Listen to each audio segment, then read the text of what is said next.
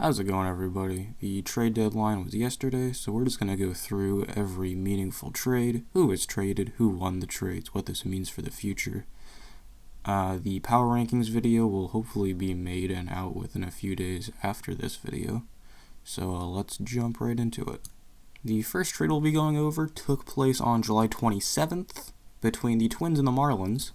The Twins got Major League right-handed pitcher Sergio Romo, minor league right-handed pitcher Chris Valamont, and a player to be named later for Lewin Diaz, a first base prospect.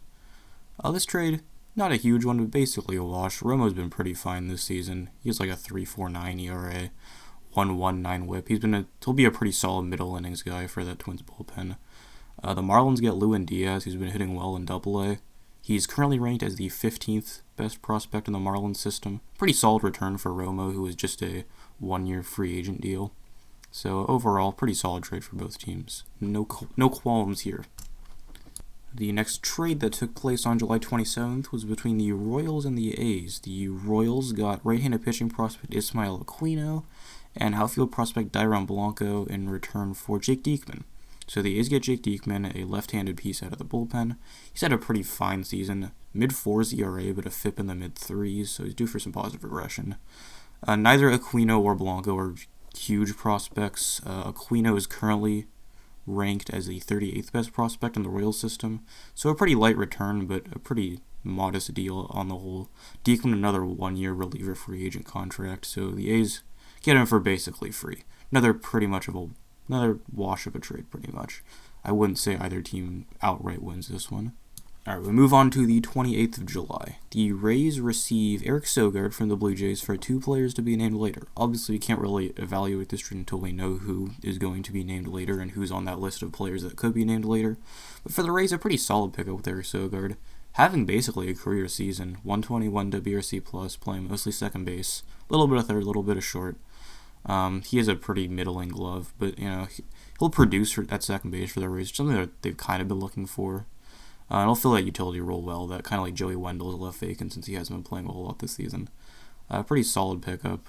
You can't really know who wins it until you know who the players to be named later are. But overall, solid job. I like the pickup for the Rays. Alright, we move on to the big trade of July 28th between the Blue Jays and the Mets. The Mets receive Marcus Stroman in exchange for pitching prospects Anthony Kay and Simeon Woods Richardson. This move was kind of baffling for a lot of people, myself included. But Marcus Stroman's having himself a pretty good season, sub-3 ERA, peripherals are just a bit of regression, but he's a good pitcher overall. He's had good seasons in the past, he has a pedigree. Almost 60% ground ball rate, which is pretty great.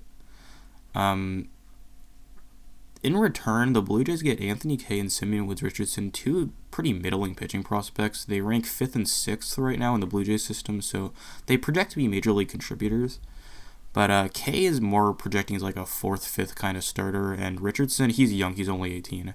But looking a lot more like a fireballing relief type that could end up anchoring down the back end of a bullpen a few years in the future.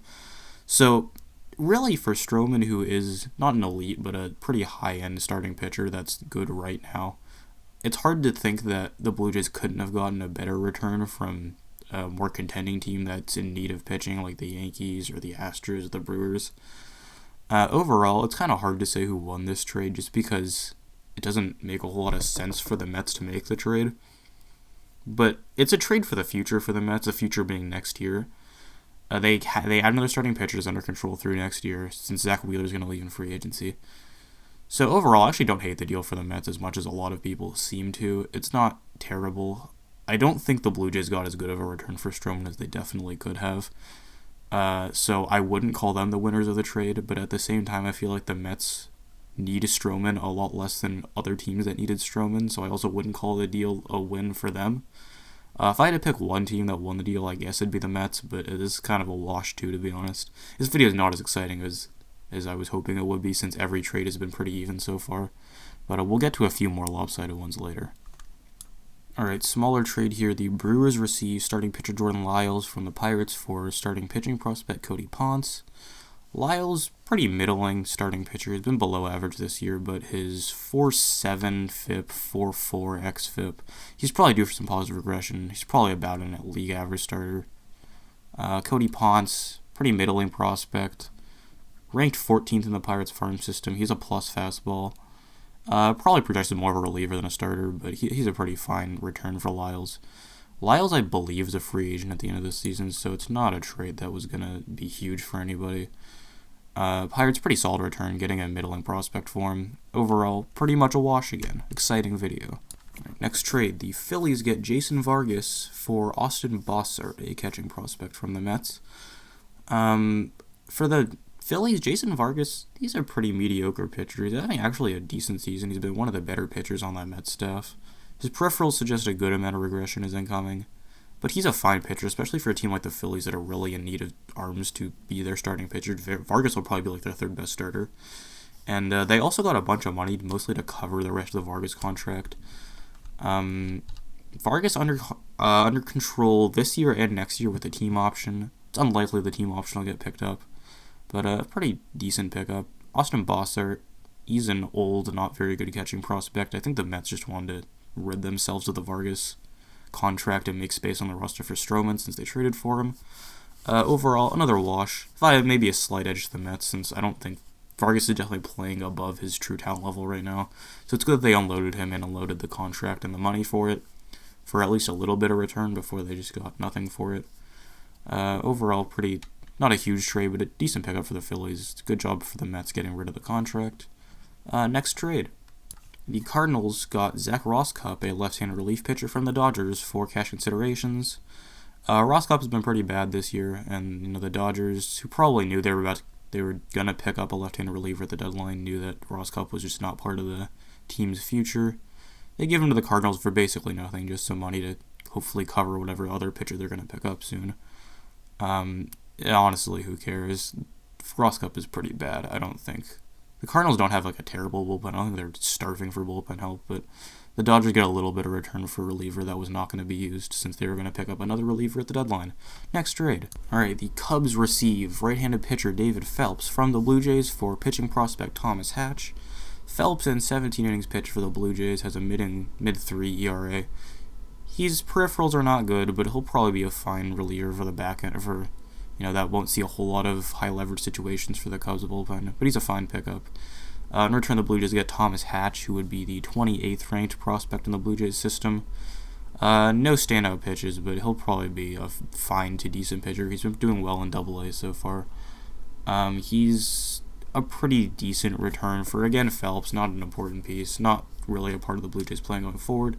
Good to get a little bit of return for him while they can. Next trade. Alright, the Braves receive right-handed relief pitcher Chris Martin from the Rangers for minor league pitcher Colby Allard. I love this trade for the Braves. Martin's been a very good pitcher. He's working a 3.08 ERA right now with a sub-3 xFIP. He's been a great pitcher. He has 10.1 Ks per 9 with less than a 1 walk per 9. Good control. He puts the ball in the zone. He gets good results. Overall, Colby Allard is a pretty interesting prospect, actually. I think he was at one point a top 100 prospect, but the Braves have so many starting pitching prospects in their farm system that they can totally afford to get rid of him. He's been having pretty middling results in AAA, and they were hoping he'd be ready for the majors this season, but he was not good in limited time last season, hasn't even gotten the call this season. So, with Allard, you offload him to the Rangers, They don't have a whole lot of pitching in their farm system. They're a pretty middling farm system. He's ranked as the 23rd best prospect in the Rangers system right now. Overall, I think the Braves won this one pretty handily, actually, just with how much starting pitching glut they have in their minor league system. They don't really need Allard. He wasn't a part of the plan going forward. And they get a pretty solid reliever in Martin, who will probably be a setup guy in the 7th or 8th inning for them right now. He's under team control through next year, I believe. Actually, I lied. He's a free agent this season. A pretty solid deal for the Braves. I like this one a lot for them. Alright, we move on to one of the biggest trades of the deadline. It's a three-way trade between the Indians, the Padres, and the Reds. The Indians got Major League outfielders Franmil Reyes and Yasiel Puig, minor league pitchers Logan Allen and Scott Moss, and minor league utility man Victor Nova. The Padres received outfield prospect from the Reds, Taylor Trammell, and the Reds received right-handed pitcher from the Indians, Trevor Bauer. Now, we'll evaluate this first with the Reds and Padres since they got less players. The Reds get Trevor Bauer, who's under team control next season. Bauer having a bit of a down year, especially from his almost Cy Young-worthy 2018, but he's absolutely no doubt about it, an elite pitcher in baseball. He's been getting sort of unlucky this season, and he's regressed a little bit in his hard hit rate. But he's a very good pitcher. He can absolutely anchor down a rotation.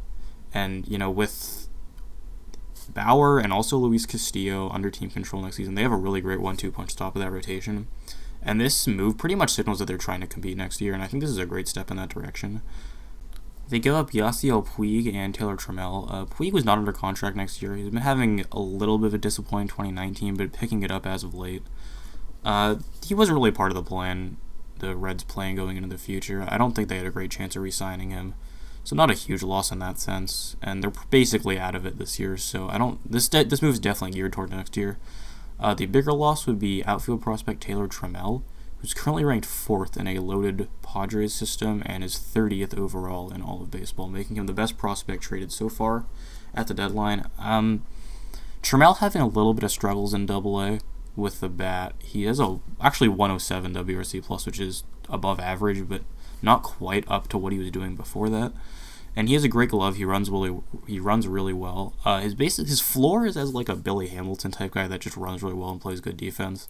But his bat has potential to be a plus bat in the majors. Maybe not superstar potential, but definitely all-star potential. I'd be surprised if he weren't an all-star at some point, to be honest. And the Reds gave him up a little quick, I would say. But they have... In return, they get Bauer, who is kind of their all-in move for next season. I don't hate this deal for the Reds. The Padres get Trammell, you previously mentioned, in return for Franmil Reyes and Logan Allen. Reyes is a great hitter. He mashes, but he has no real position, kind of making him, at some point definitely a DH, if not right now. He didn't really have a future in the Padres system. They had that loaded farm, and now they had Taylor Trammell, who will probably be taking his place at some point. Reyes, good hitter, can't really field. He'll probably immediately slot in as a DH for the Indians. And they also lose Logan Allen, who is a borderline fringe top 100 prospect, I believe. He's a pitcher. He projects to be like a mid to back end starter. Nothing super special, no like really standout pitches or standout stuff. But he controls the ball well, he hits the zone.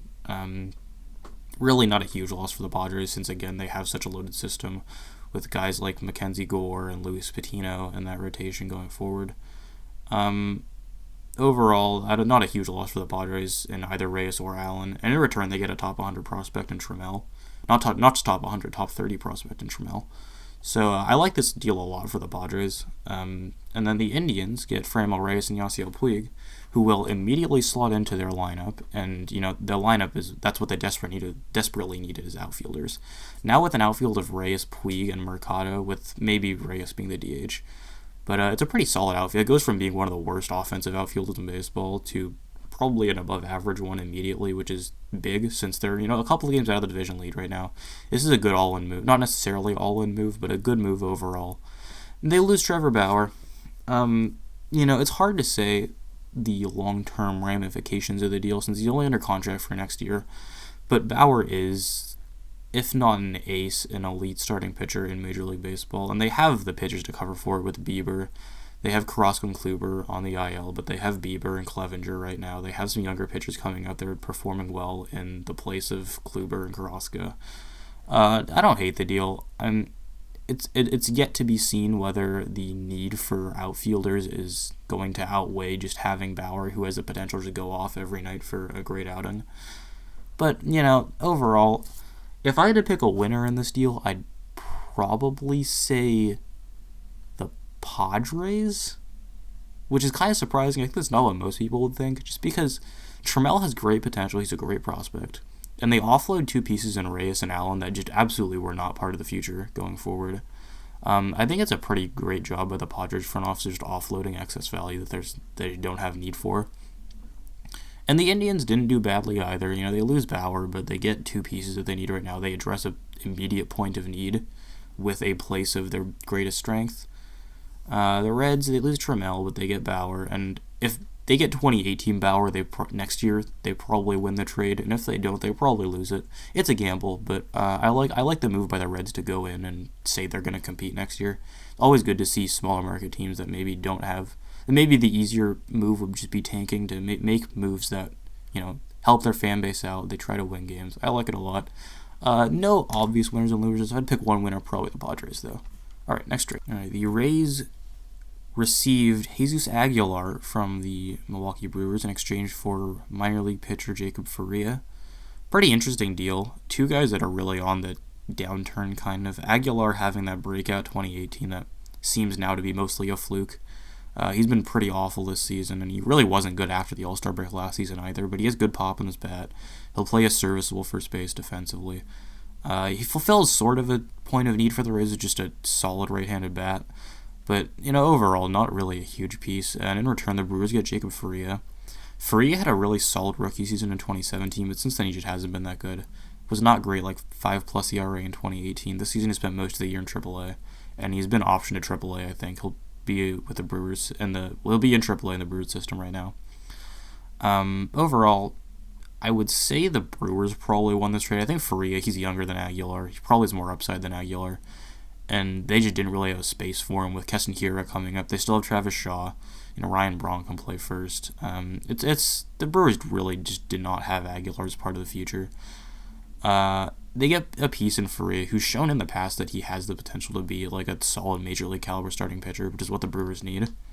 And it hasn't worked so far, but I think they have more to gain from this trade than the Rays do. I think the Brewers won this one. Next trade. The Chicago Cubs receive utility man Tony Kemp from the Astros for catcher Martin Maldonado. Maldonado was only on the Cubs for like a couple weeks, I think. Kemp is a piece that was actually DFA'd by the Astros. Pretty clearly doesn't have space on the roster. The Astros pretty clearly don't have space on the roster for him.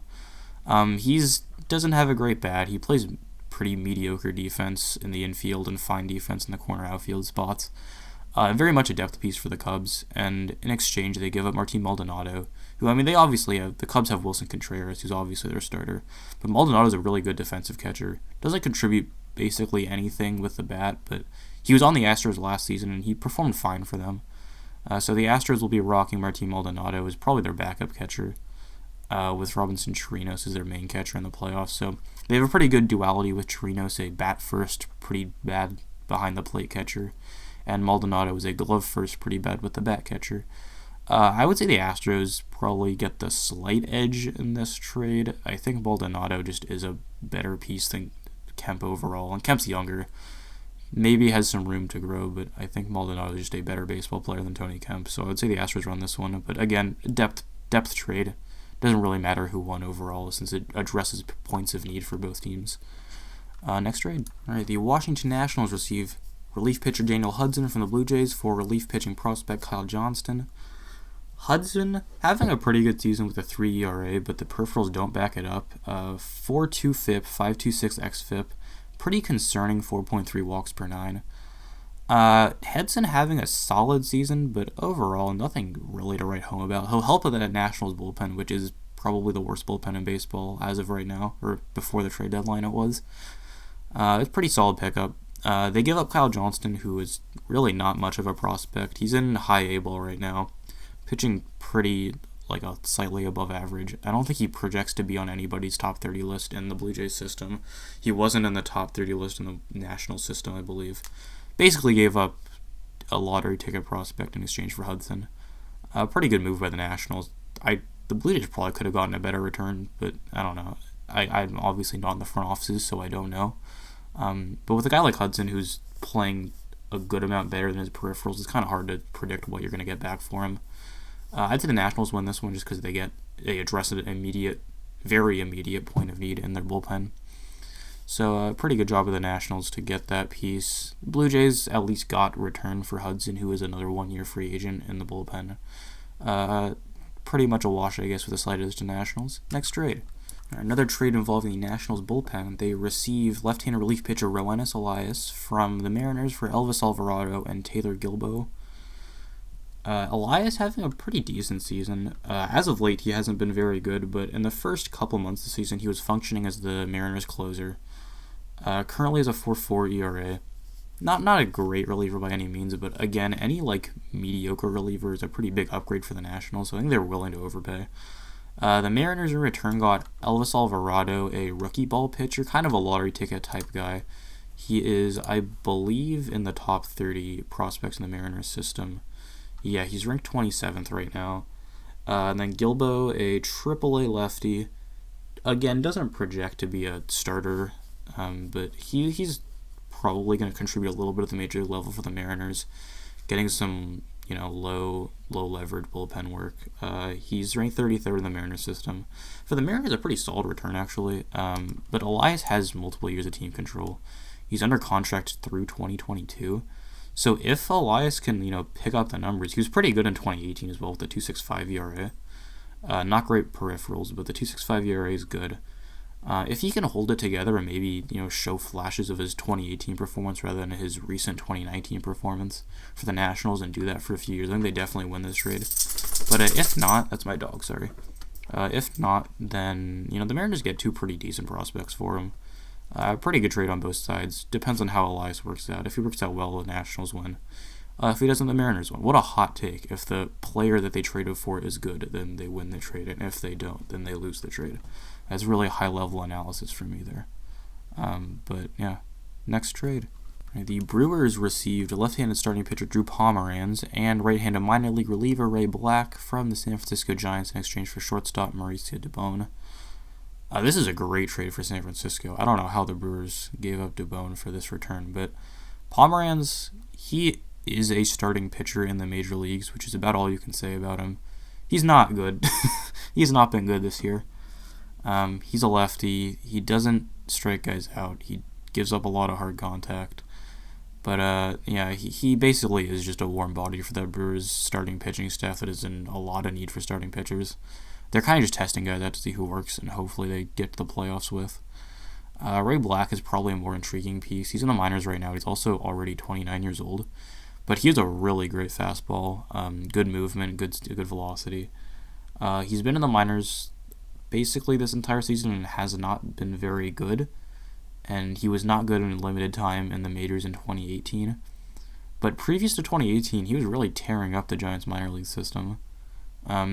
He's not a great prospect by any means. I don't even think he's ranked, to be honest. Oh, no, he's ranked 25th in the Brewers system.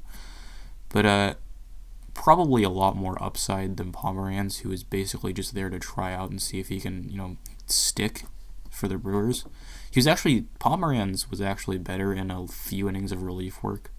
But, not a very exciting piece. In return, the Giants get Mauricio Dubon, who is a middle infield prospect, ranked 6th in the Giants system, so a pretty solid return for them. Dubon plus contact bat, not a whole lot of power, probably not a great glove either. He probably gets moved to second base from shortstop at some point. But, Dubon's a pretty exciting prospect. I'd be surprised. He's in AAA already. He's young. He probably comes up to the major league team, if not this September, then next year. So a pretty great job by Farhana of the Giants to get that return for basically Drew Pomeranz, who is not a very good pitcher. So I think the Giants pretty clearly won this trade. Next trade. All right, the Oakland Athletics receive starting pitcher Tanner Roark from the Reds for minor league center fielder Jamison Hanna. Roark, a pretty solid pitcher. He's kind of quietly been like a very, not great, but he's been a very solid pitcher for like 5 years. Having another Tanner Roark-esque season with a 4.24 ERA, 4.19 FIP. He's a workhorse, 110 innings pitched. He's thrown 180 plus innings the last 3 years. So he'll definitely give the A's innings with about average to slightly above average major league quality. Pretty solid get for the A's, I would say. They're in need of starting pitchers. In return, they give up Jamison Hanna to the Reds, who's kind of going to be their Taylor Trammell replacement in that farm system. Currently ranked 10th in the Reds farm system. He projects to have good speed, pretty solid glove. He's only in high A ball right now, and he's not doing super great, but he definitely fills that role of a center fielder in the middle minors that Taylor Trammell kind of, gave up. He was drafted in the second round by the A's last year. He has good tools. It's yet to be seen. He's still pretty young, so it's yet to be seen if he'll contribute at the major league level, but a pretty solid prospect in return for Roark, who was, on a 1-year deal for the Reds. So the A's get a pretty solid starting pitcher right now. The Reds get a pretty decent prospect. Basically a wash on this one, I would say. Maybe slight edge to the A's. Next trade. Yet another move to bolster that Nationals bullpen. They receive reliever Hunter Strickland from the Mariners in exchange for minor league reliever Aaron Fletcher. Strickland, only pitched 3 innings this season before getting injured, and he was not good in those 3 innings. Last season, he was pretty middling with around a 4 ERA, but the 3 seasons previous to that, he's been a very good reliever, mid-2 ERA those 3 seasons. Pretty solid pickup for the Nationals. Again, any piece that's about average is a pretty big upgrade for them, since their bullpen has been so bad. They give up Aaron Fletcher, and Fletcher only ranked 28th in the Mariners farm system right now. He's a reliever. He was really tearing it up in A-ball and high A-ball for the Nationals. 1.61 ERA in 28 innings in A-ball, and a 1.38 ERA in 26 innings in high A-ball. So, pretty good get for the Mariners, actually. Even though he's not ranked very highly, he doesn't, his tools aren't great, it seems, but pretty good numbers in the minors so far. Pretty much a wash for both teams, I'd say. I believe Strickland's a free agent after this season. So, not a whole lot. Oh, no, Strickland actually has 2 years of team control after this. He's a free agent in 2022. So, he's under arbitration this year. Actually, I think the Nationals win this trade pretty handily. With how low Strickland's value is, right, it's a pretty great buy low for the Nationals, just because Strickland's been injured for basically all the season. But he has that pedigree of being a really great reliever for the 15, 16, and 7 in 2015, 2016, and 2017. So, I like it a lot. Strickland's 30. He's probably not ever going to be as good as he was in 2015, 2016, 2017. But if you get close to that projection, then you're already basically getting a setup guy for the Nationals who desperately need it. And you get him for 3 years. So, pretty great buy low, sell high for the Nationals by giving up Aaron Fletcher when his value is at its peak, and Hunter Strickland when his value is at its floor. So I think the Nationals win this trade. Pretty good job by them. Alright, this is one of the weirder trades at the deadline. The Arizona Diamondbacks receive right-handed pitcher Zach Gallen from the Marlins in exchange for middle infielder Jazz Chisholm. Gallen was a prospect at the start of the season. This is his rookie season. He made 7 starts so far with a 2.72 ERA. I've personally seen him pitch, and he looks really good. This is a pretty strange move, just because Gallen was, he was producing for them at the major league level right now, under team control for 5 more seasons. But in return for giving up, they get Jazz Chisholm, who's all borderline top 30 prospect, depends on what publication you're looking at, but he's the second best prospect in the Marlins system now, just behind Sixto Sanchez, and ranked 31st by Fangraphs. He's a good prospect. He is a plus glove. He projects to have a plus glove. He's fast. He has a little bit of pop on the bat. He's hitting well in AA right now, and was absolutely mashing in A-ball for the Diamondbacks last season. Chisholm is probably in the long run going to be a better player than Gallen, but Gallen addresses this need for the Diamondbacks where they're going into a soft rebuild by giving up Zach Greinke, so they need to fill that spot in the rotation with a guy that can produce at the major league level, and Gallen can definitely do that. He's shown in his limited time in the majors that he can definitely stick up here, and he'll be a piece of the Diamondbacks rotation probably for the next few years at least. Pretty much a win-win for both teams, I guess. The Marlins didn't have a whole lot of infield prospects, while the Diamondbacks didn't have a whole lot of pitching prospects. So I would say pretty solid trade for both teams. It's a weird one just because you don't see teams just swap good prospects that often. But I think the Diamondbacks, I would say the Marlins win this one slightly because Chisholm is just a better prospect than Gallen is. But not a bad trade for either team by any means. Next trade. Alright, the Phillies receive outfielder Corey Dickerson from the Pirates for international pool money and a player to be named later. And it's hard to evaluate this one with the player to be named later. But Dickerson is a pretty good pickup for the Phillies. They are in need of outfielders, with Jay Bruce not panning out to be all that great after a solid start. Andrew McCutchen is injured. Odubel Herrera is a wife beater. But, Dickerson is a pretty underrated player. I guess he wasn't underrated last season when he won a Gold Glove for no particular reason. But he's been an above average hitter every single season he's been in the majors, going back to 2014 with the Rockies. He's a good bat. He plays serviceable defense in left field. Definitely not Gold Glove defense. Still don't know why he won that Gold Glove, but he's a serviceable defender in left field. 133 WRC plus this season with a 315, 373, 551 slash. This is very good. That is a very good major league hitter, and he's been injured for a lot of the season, so it's kind of a small sample size. But he's a quality major league hitter. He'll definitely help out that Phillies lineup in that stretch run toward that wild card that they're chasing. In return, they give up international money. They give up a player to be named later. Can't really evaluate the trade until you know what that international money's going towards and what the player to be named later is. But pretty good pickup from the Phillies, especially without giving up any prospects. I like this move a lot for them. Next trade. The Dodgers received Jed Jerko and cash considerations from the Cardinals for left-handed reliever Tony Cingrani and minor league reliever Jeffrey Abreu. Pretty much just a swap of players that had no place on their teams. Jerko has been pretty terrible in a bench role for the Cardinals this season with a 56 WRC+, while Cingrani's been injured for all of 2019, has not appeared in the majors, and has been kind of bad in his minor league rehab appearances. I don't think this is a pretty big move. The Dodgers get a bench bat that, kind of fulfills the need of a right-handed bench bat, while the Cardinals receive potentially a decent left-handed reliever, and Jeffrey Abreu, who's just like a rookie ball prospect lottery ticket guy, not ranked on any prospect lists. This trade doesn't do a whole lot for either team, I don't think. The Dodgers got a couple of relief arms at the deadline. The Cardinals, offload a little bit of money. Jerko under contract through this season and next season, but it's a team option. That's pretty unlikely to get picked up by the Dodgers unless he has a breakout season. Just a death piece for the Dodgers, a death piece for the Cardinals bullpen, and not a huge trade, probably a wash. Next trade. Alright, a bigger trade here. The Tigers get left-handed pitching prospect Joey Wentz and utility man Travis Demeritte from the Braves in exchange for closer Shane Green. Shane Green having a great season, almost like a 1.1 ERA, something around there, something ridiculous like that. He's been one of the best closers in baseball. He was an all-star this season. The Braves get him in return for not a huge prospect haul, actually. The Tigers get Joey Wentz, a starting pitching prospect, and again, the Braves are just loaded with starting pitching prospects, so Wentz is not, he's ranked 6th in the Tigers system. The Tigers system is a lot more barren than the Braves system was, so not a huge return. And they also get Demeritte. Demeritte's like a utility guy in AAA. He's been absolutely destroying the ball as of late. He's a 137 WRC+ in AAA right now, but not a huge, he was never really considered a prospect. He's ranked 29th in the Tigers system. So the Tigers don't really get a huge return for Green, who I figured they would at least get like a top 100 prospect for at the bare minimum. Green has a great ERA, but not great peripherals, probably due for some regression. I wouldn't be surprised if he immediately slots into that closer role for the Braves, so probably a win for them in this trade. It's really not a great return for the Tigers. I feel like they could have done better, but what do I know? I'm just a guy sitting at his computer. Next trade.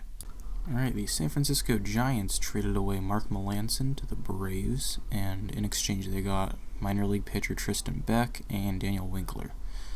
So the big move here is offloading the Melancon contract. The Braves ate the entire contract, so they're paying for all of it this year and next year. It's a lot. It's like $16 million a year. It's a pretty significant amount, so the Giants got that off the books. And they got, in return, Daniel Winkler, who's like a pretty middling, like 4A type piece. He's been not that great in limited action in the majors this year. He hasn't been that great in AAA either, but he can stick in the majors. He's not like an unusable pitcher by any means. And then Tristan Beck is currently the 19th ranked prospect in the Giants system. 40 future value pitching prospect.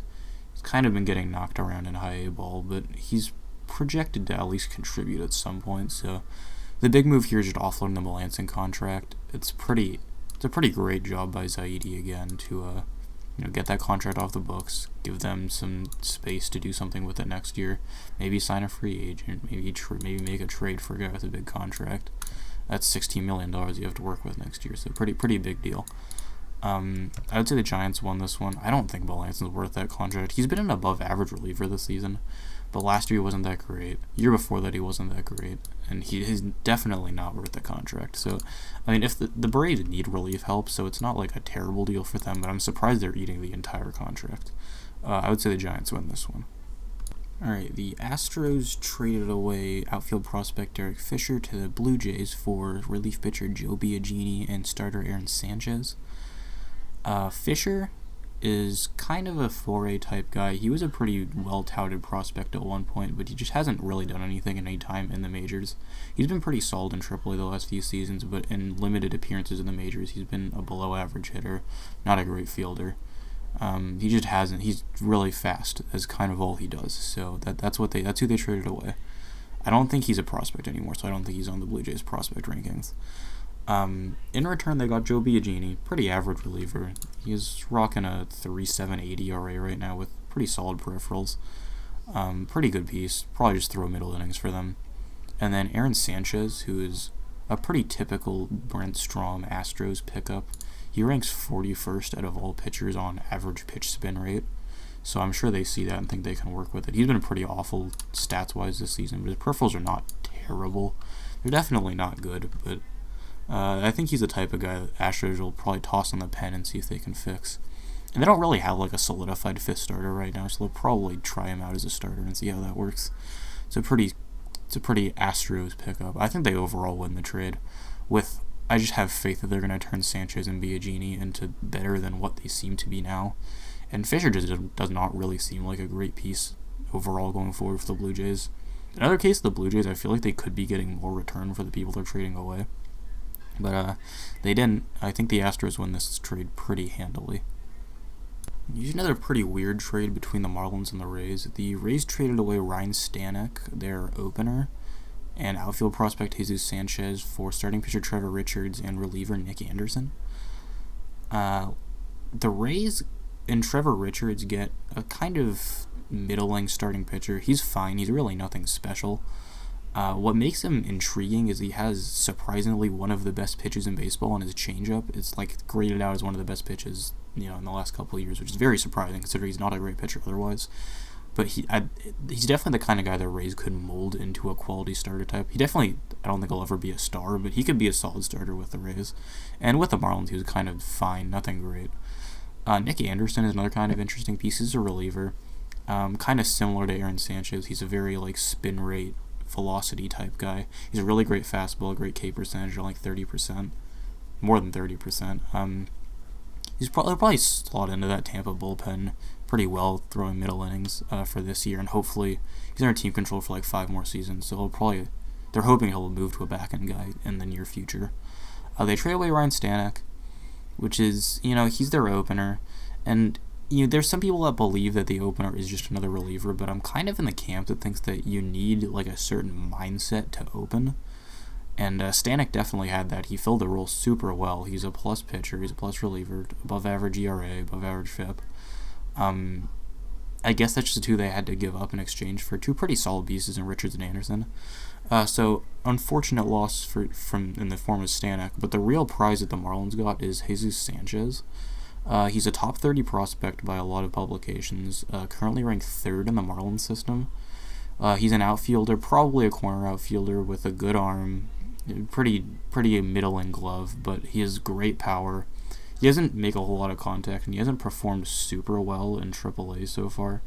But in AA this season, 20% K rate's not great, but he's a 7% walk rate, also not great. But he hits the ball hard, and that's really all you can ask for. He's a pretty solid prospect. He grades up to potentially a Marcell Ozuna type guy, I think. The Marlins get a pretty good piece in him. He'll probably be ready next year to, contribute to the major league team. So kind of a strange trade. I'm kind of inclined to think the Marlins won it overall, just because I think the addition of Sanchez is very good for what they're trying to do, which is rebuild. But the Rays get 2 pitching pieces that I think will probably help them in the stretch run this season. They'll probably be solid contributors. You could go either way on this. I get the slight edge of the Marlins, though. Alright, the Diamondbacks receive starting pitcher Mike Leake from the Mariners for infield prospect Jose Caballero. This is pretty much just a salary offload for the Mariners. I didn't realize this, but Mike Leake is on a pretty big contract. He's getting paid $16 million this year, $15 million next year, and then has a mutual option for $18 million in 2021. So he's getting paid a lot of money, and the Diamondbacks are taking it on. I think they just have money to play with since they're going into kind of a soft rebuild, especially since they're offloading the Greinke contract. So they're willing to take on the contract, see if he pans out. Caballero is not really even a prospect. He's not ranked on any top prospect boards. So the Diamondbacks kind of just get Mike Leake for free. Leake's been about an average starting pitcher the last couple seasons. 4.4 ERA this season, 4.36 last season. He'll lead innings. He'll be a veteran on the team, probably a good presence. Not super exciting trade for the Diamondbacks either way. I would say in the sense that Mike Leake probably is not worth the contract that he has this year and next year, I would say the Mariners probably won the deal just by getting rid of it. But if Leake pans out, then yeah, it's a pretty solid pickup for the Diamondbacks with very little risk or downside. So it could go either way. Alright, the Cubs received outfielder Nick Castellanos from the Tigers in exchange for pitching prospects Paul Reichen and Alex Lang. Lang is kind of a reliever type, pretty solid breaking stuff, but not a whole lot of stamina. He's a starter right now in Double A and is pretty solid, but he projects more as a reliever. Paul Reichen is kind of like a depth spot starter type guy. He's currently an A ball, I believe, and he's fine. Lang is 21st in the Tiger system right now, and Reichen is unranked. Not a super exciting return for Castellanos, who, not having a great season. 106 WRC plus, which is above average, but when you're looking at Castellanos' glove, is not what you want to get out of that. So the Cubs are mostly taking a flyer on Castellanos. He's a free agent at the end of the season.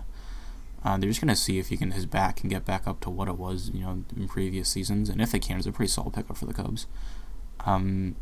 I would say the Cubs probably won this trade. They didn't really give up anybody of value in exchange for Castellanos. The Tigers did not really do a great job getting a good return for him. I think Castellanos will probably help out that Cubs lineup playing a corner outfield spot, so I would say the Cubs won this one. The Minnesota Twins received reliever Sam Dyson from the Giants for pitching prospects Prelander Baroa and Kai-Wei Teng, and outfield prospect Jalen Davis. This is a great pickup for the Twins. Dyson is having an excellent season. He has a 2.47 ERA with a .9 WHIP, which is pretty outstanding. He was good last season too. It's not like it's just a fluke. It's a pretty great pickup for the Twins. I'll probably slide in as a setup guy or maybe even a closer for that bullpen that is probably playoff bound. In return, the Giants got two pitching prospects in Baroa and Tang, who project as like middling, not super exciting guys, but they'll fill out a farm system. They'll probably contribute at some point at the major league level. They're ranked 20th and 21st in the Giants system currently, and Davis is just a flyer type guy. Got some tools, but not currently ranked on any farm system lists. Honestly, I'd say the Twins probably won this trade for a pretty solid reliever in Dyson, who has pretty solid peripherals. And not only that, he's also under controlled next season too, so they get a season and a half out of Dyson for not a huge return for the Giants.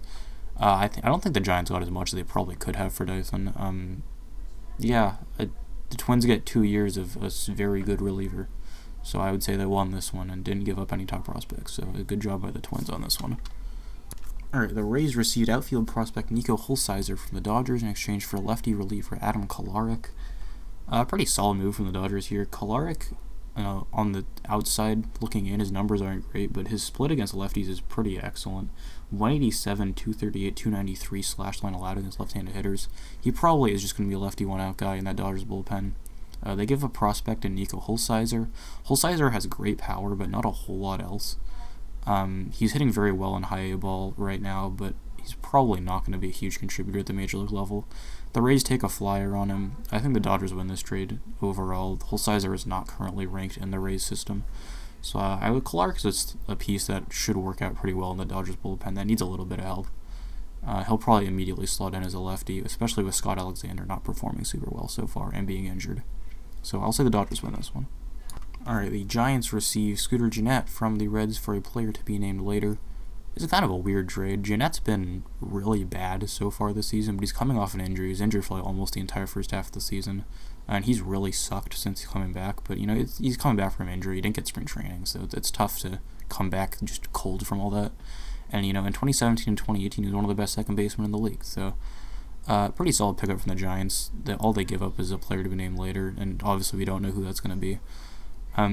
I think he's only under control this season, so it's kind of just a flyer they're taking on Gennett to see if he can, revert back to his old self and maybe help the Giants for a wild card run.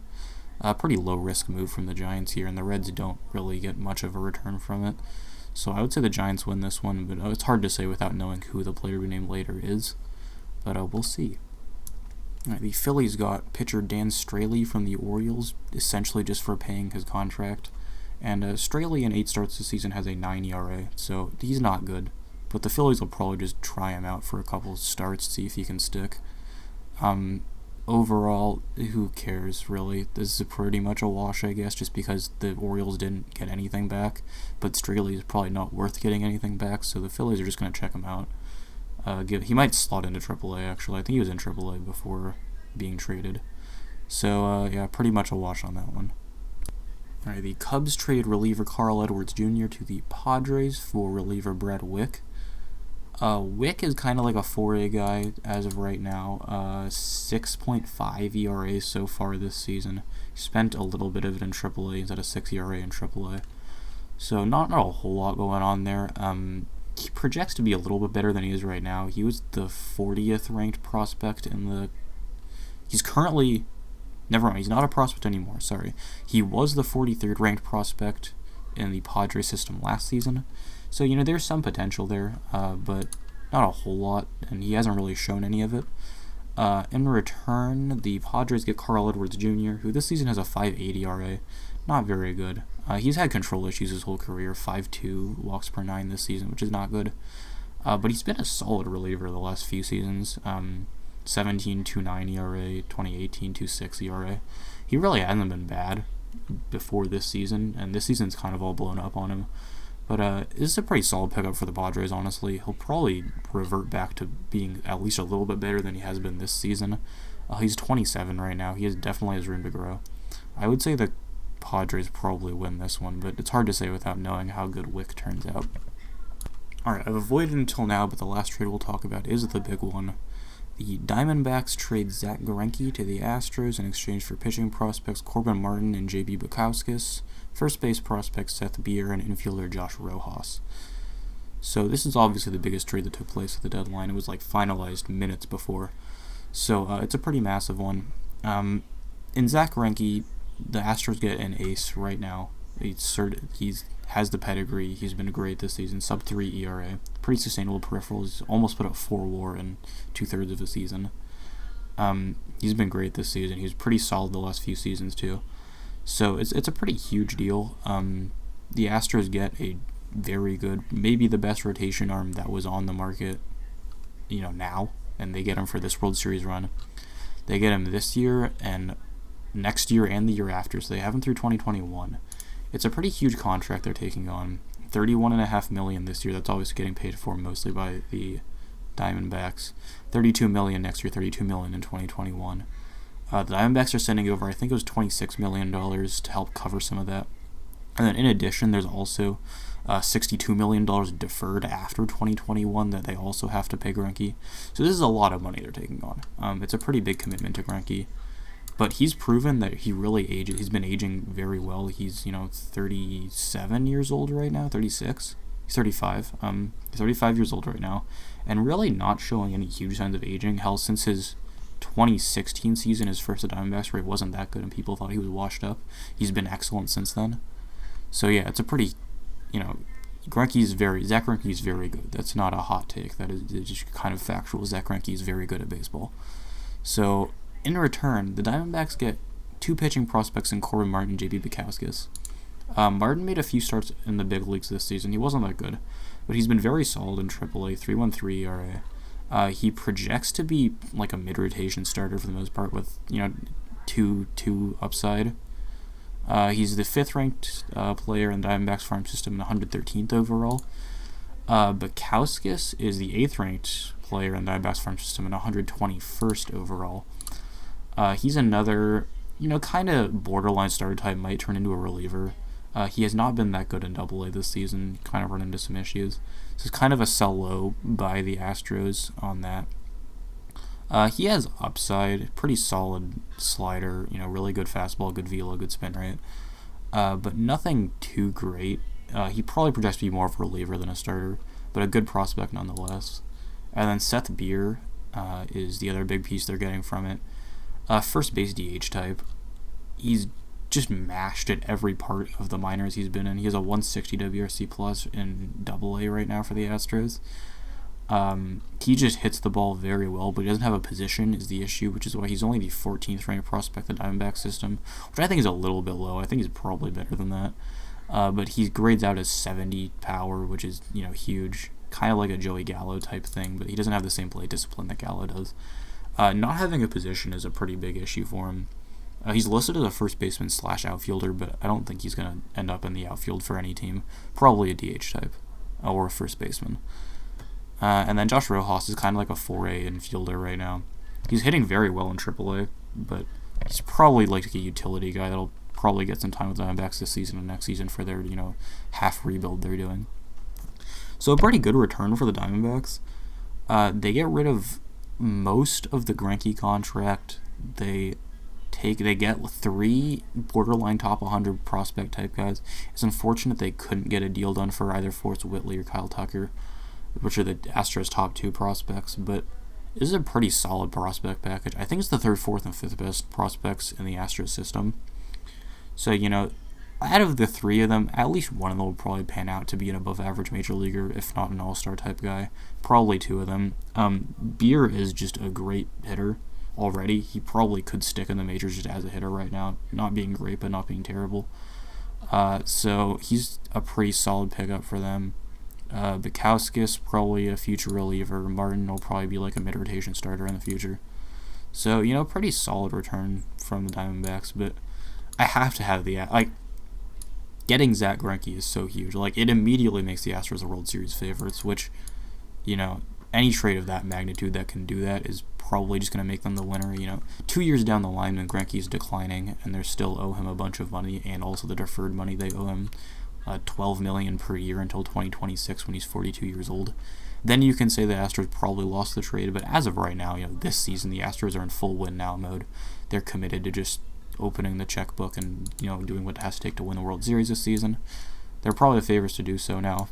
I would say the Astros won the trade overall. They did it without giving up either of their 2 top prospects either, which is pretty huge. So, Astros win it. All right, so who are my big deadline winners and losers? I think you have to take the Astros as one. They get Zach Greinke, pretty huge, and they also get 2 pretty solid pitching pieces from the Blue Jays. Honestly, a lot of the other deals have been pretty even. I would say the Nationals had a pretty good deadline. They pick up a few good relievers. They didn't have to give up any of their top prospects for them. It's a pretty solid deadline for them. The Rays had a pretty decent deadline, though. Actually, surprisingly, the Marlins had a pretty great deadline. They offloaded Sergio Romo for a really good prospect. An above-average prospect in Lewin Diaz. They got a pretty good return for Trevor Richards. I'd say the Marlins actually had a pretty good deadline. They got a top 30 prospect and a borderline top 100 prospect. Good deadline for them. Oh, they also got Jazz Chisholm too. Can't forget that. They got 2 top 30 prospects. That's a great deadline for the Marlins. Any big losers? No big losers come to mind. I guess you could say the Yankees and Dodgers didn't do a whole lot to improve themselves. And with the Astros becoming much better, that is an issue. The Cardinals didn't do a whole lot either. None of the Cardinals, Cubs, or Brewers did a ton. The Cubs got Nick Castellanos, so it'll probably help their lineup. But other than that, none of those 3 log jam teams in the NL Central did a whole lot. The Padres had a pretty solid deadline. They get Taylor Trammell, who fits their contention window. They only give up Franmil Reyes and Logan Allen, who don't really have a future with the team. Honestly, I can't think of anybody that was wow, this trade is awful. There's no Austin Meadows, Tyler Glasnow for Chris Archer trade. I don't think anybody got fleeced. Pretty exciting deadline. No, other than the Greinke trade, no super massive deals went down. No top prospects were dealt except really Taylor Trammell, who isn't really even a top prospect anymore. So, that's about it. Thank you everybody for watching. I will see you in my power rankings video that I will hopefully put out in the next few days. Have a good one. See ya. They're trying it this weekend. Greinke gets into one and drives it to left. How about that? We got some going here tonight. Oh man, that's what you have to love about the game of baseball. You got 2 of the best pitchers of their generation hooking up, and it's 4-3 in the 2nd inning, and one of the pitchers has gone deep.